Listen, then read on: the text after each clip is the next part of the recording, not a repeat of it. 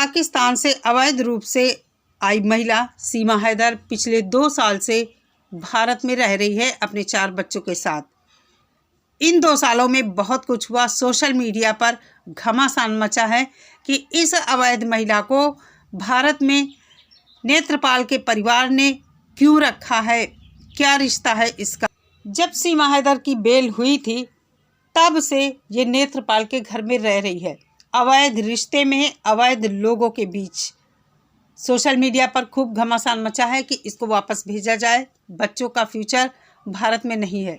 लेकिन हम सबको ऐसा कुछ नहीं दिख रहा है कि सीमा हैदर वापस पाकिस्तान जाएगी या बच्चे पाकिस्तान जाएंगे, क्योंकि गुलाम हैदर जो इसका पति है, अभी भी वो इसका लीगल पति गुलाम हैदर है। उनके वकील मोमिन मलिक जी के द्वारा इतना मेहनत किया गया है इस केस में, लेकिन अभी ढाक के 3 पात हैं। हालांकि वो कहते हैं हमने बच्चों के ऑर्डर करा लिए हैं, हम सब भी आश्वस्त हैं कि बच्चे पाकिस्तान जाएंगे। लेकिन क्या सीमा हैदर पाकिस्तान जाएगी? इसको डिपोर्ट किया जाएगा? सरकार क्यों खामोश है, क्यों नहीं कोई संज्ञान ले रही है? नमस्कार दोस्तों, मैं सुमन एक बार फिर से स्वागत करती हूं आप सभी का अपने YouTube चैनल ख्वाहिशें BMU में। कैसे हैं आप सभी? उम्मीद करती हूं सभी लोग बहुत अच्छे होंगे और मैं भी अच्छी हूं। आज के वीडियो के माध्यम से आपको पता चलेगा क्या हमारे देश में जो इतने अवैध रूप से लोग रह रहे हैं उनके ऊपर संज्ञान लिया जा रहा है या नहीं लिया जा रहा। तो आइए स्टार्ट करते हैं आज की वीडियो। दोस्तों, आज के वीडियो में आपको पता लगेगा कि हमारी सरकार आखिर घुसपैठियों के लिए क्यों चुप है और कुछ कर रही है या नहीं कर रही है। तो बने रहिए वीडियो पर, पूरा वीडियो एंड तक देखिए। भारत में घुसपैठियों को देश से निकालने के लिए उनके देश वापस भेजने को लेकर चल रही बहस के बीच लखनऊ के सरोजनी नगर स्थित भाजपा विधायक श्री डॉक्टर राजेश्वर सिंह ने अवैध घुसपैठियों द्वारा बढ़ती गैर कानूनी गतिविधियों पर गहरी चिंता जताई है। विधायक ने मुख्यमंत्री श्री योगी आदित्यनाथ जी को एक पत्र लिखा है। पूरे प्रदेश में अवैध रूप से रह रहे बांग्लादेशी नागरिकों की पहचान कर उनके देश वापस भेजने की मांग की है। आप लोगों को पता है कि हमारे देश में बहुत सारे अवैध रूप से आए बांग्लादेशी भी हैं, जो कि हमारे देश में विविध प्रकार की गतिविधियां करते रहते हैं। अब हमारे देश में इन अवैध घुसपैठियों को खदेड़ने का काम चालू हो गया है, उनको उनके देश वापस भेजने का काम चालू हो गया है।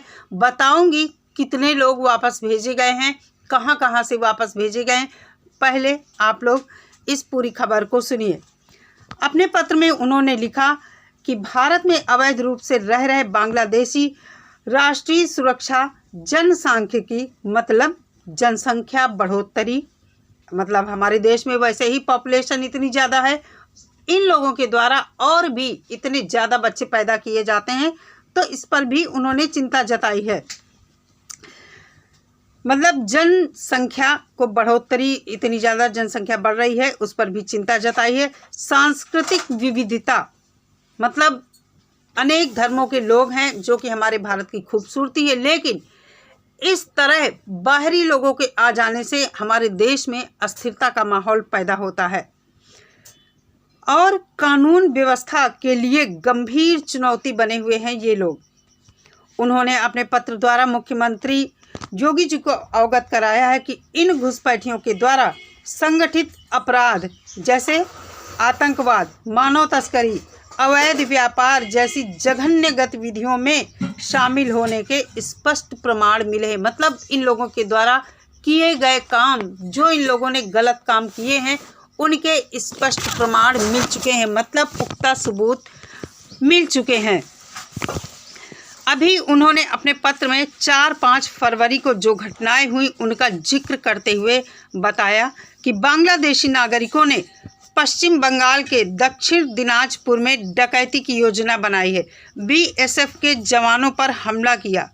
इसके अलावा मुंबई के एक फिल्म अभिनेता, अभी आप लोगों ने इस अभिनेता के घर के बारे में सुना था कि इनके घर में कोई व्यक्ति घुसकर उनके ऊपर हमला किया था किसी व्यक्ति ने, और फिर सीसीटीवी फुटेज में कुछ चीज़ें ऐसी मिली थी कि किसी दूसरे व्यक्ति को अरेस्ट किया गया था और उस व्यक्ति के साथ ऐसा कुछ हुआ था कि ये चीज़ पब्लिश की गई, पूरी दुनिया में हल्ला हो गया और उस लड़के का पूरा जीवन चौपट हो गया, उसकी शादी भी टूट गई और कहीं लोग उसको काम नहीं दे रहे थे। तो ये सब चीज़ें थी। अब नेता के घर में घुसकर हमला किया। हाल ही में लखनऊ नगर निगम के कर्मियों पर भी इन लोगों ने हमला किया था। यहाँ पर एक बात आप लोगों को बताना चाहती हूँ कि जहाँ मैं रहती हूँ, मैं यूपी में ही रहती हूँ और लखनऊ के आसपास ही रहती हूँ। हमारे यहाँ क्षेत्र में दूसरे मोहल्ले में एक पाकिस्तानी आतंकवादी पकड़ा गया था। आप लोगों को ताज्जुब होगा, कम से कम मुझे लगता है 15-20 साल हो गए पाकिस्तानी आतंकवादी पकड़ा गया था और वो यहाँ व्यापार करने के बहाने से करीब 6 महीने से हमारे यहाँ वो रह रहा था। अब समझिए हमारे पूरे देश में कितना ज़्यादा इन अवैध घुसपैठियों का जाल फैला हुआ है। अभी आप लोगों ने सुना कोई पाकिस्तानी महिला बरेली में सरकारी टीचर थी जो पिछले 11 या 10 साल से नौकरी कर रही थी और जब उसके बारे में पता चला, संज्ञान लिया गया, किसी ने शिकायत की गई तो वो ऐसे गायब हुई जैसे गधे के सिर से सींग। आज तक उसका पता नहीं चला वो आखिर गई तो कहाँ गई।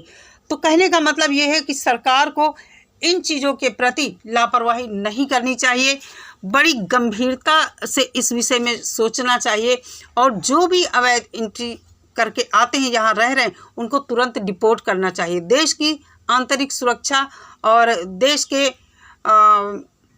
मतलब हमारी जो सांस्कृतिक विरासत है उस पर लगातार प्रहार हो रहा है और हमारे देश का जो रहन सहन है उस पर बहुत ज़्यादा गंदगी परोसी जा रही है। यहीं आकर यही गंद मचाते हैं। अब आप लोग सीमा हैदर को देखिए, कितना ज़्यादा सनातन, इस्लाम, हिंदू, मुस्लिम दुनिया भर की बातें करती है। आज हम उसके बारे में ज़्यादा बात नहीं करेंगे। आप लोगों को आज यही मैं बताना चाहती हूँ कि आखिर इन घुसपैठियों के बारे में हमारे देश की सरकार कुछ कर रही है या नहीं कर रही है। कहते हैं ना, सरकार को जगाना पड़ता है कुछ चीज़ों के लिए, लेकिन क्यों जगाना पड़ता है? सरकार, जबकि ये इतना संवेदनशील मामला है कि देश की सुरक्षा को खतरा हो सकता है बाहरी लोगों से, तो फिर सरकार इस तरफ से इतनी उदासीन क्यों है? आइए देखते हैं कहाँ कहाँ से कितने लोग भेजे गए हैं और क्या काम चल रहा है।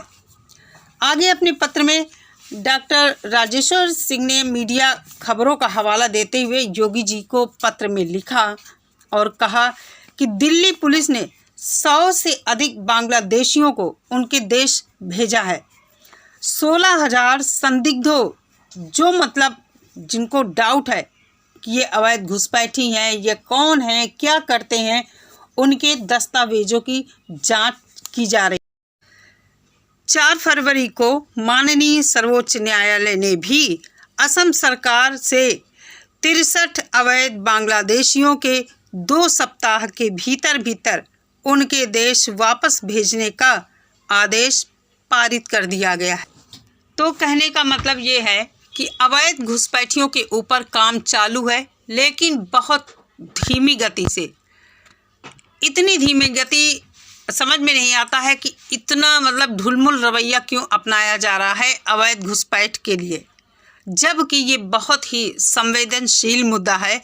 और आप लोग देखते हैं हमारे देश में कितने अपराध होते हैं। जब कभी कोई पकड़ा जाता है, कुछ अलग तरीके की घटनाएं होती हैं, तो आप लोगों ने भी देखा होगा कि वो दूसरी जगह का व्यक्ति पाया जाता है। लेकिन यहाँ पर मेरे कहने का मतलब ये नहीं है कि हमारे देश के लोग अपराध नहीं करते, ऐसा बिल्कुल नहीं।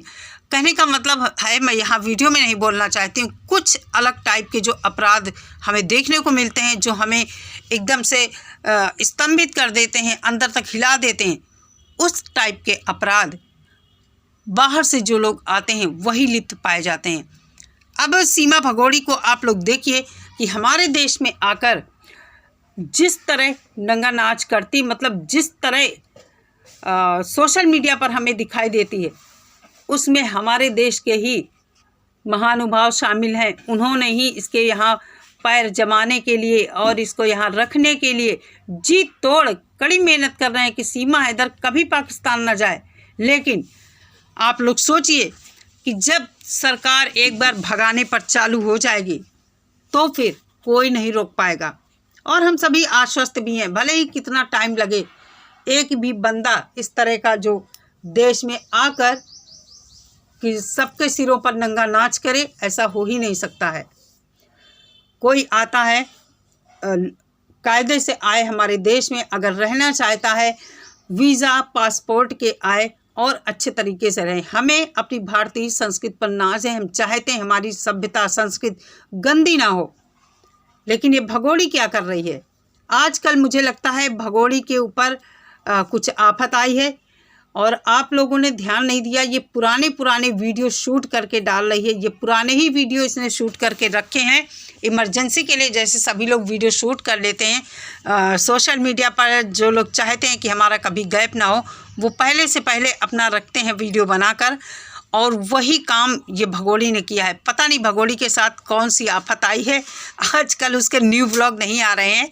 आप लोग देखिए, गेस किया होगा आप लोगों ने कि जब इसकी जिठानी के पहले इसने बताया बेटी हुई, फिर अब सोशल मीडिया पर ढोल नगाड़ों के साथ इसने बताया बेटा हुआ है।